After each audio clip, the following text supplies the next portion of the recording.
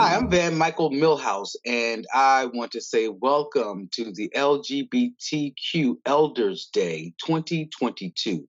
It is such an honor to be asked to talk about how important it is to look at our elders of the LGBTQ communities and the power of their stories and telling their stories, and the power of the multi generational connections that we have and may not be able to even see.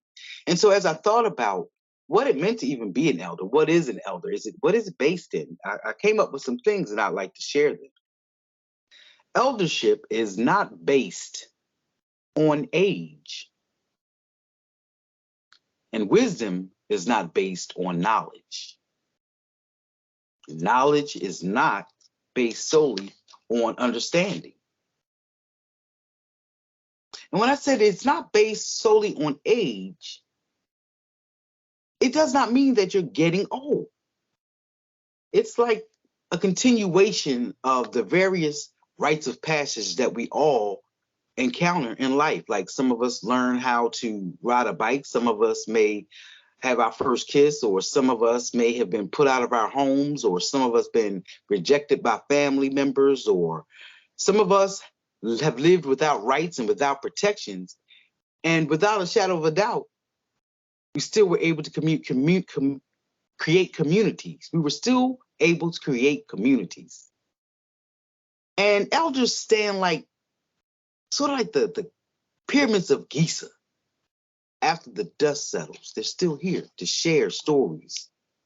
And so that's the power of the story and sharing, listening to the words of our elders. And some people may say it's them being old and bitter, but that's not it. We have to study their ways. And so eldership is not always based in knowledge either. And it's not based in understanding either.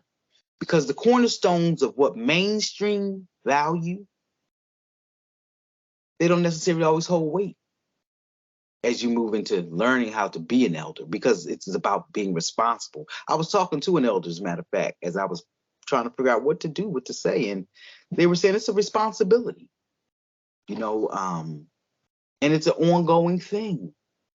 You're always growing into this thing. And it's something that you have to seek. Some of the cornerstones I mentioned that are needed, I think, for at least understanding yourself to even coming into to being an elder. It's not something that you self-assign. I think that the people called you into your elderhood, and it's almost unsuspecting. It's something that you may not even be seeking, but it's something that is bestowed upon you. I think that's important to know about elders. Another thing about elders that folk may want to know is that it's good to have a place of learning how to listen. There's a story for everything. I mean, for everything with elders. So, but there's meaning in those stories. And at the end, sometimes you might not even get it till maybe 2 or 3 years later. And then it's like, oh yeah, I got it. And so in being around elders is just even like an apprenticeship, that somehow this make you straighten up and fly right, and somehow sometimes they have a way of stepping on your feet or your toes or your fingertips, or, just touching you in a certain kind of way, but God bless them. It's something that we say versus, the people that mean malice, So those are some of the things that I like to share about my time with elders and learning. I learned that elderhood is not a destination. It's more of a state of being, a state of consciousness almost that reveals itself unto the person when you least expect it.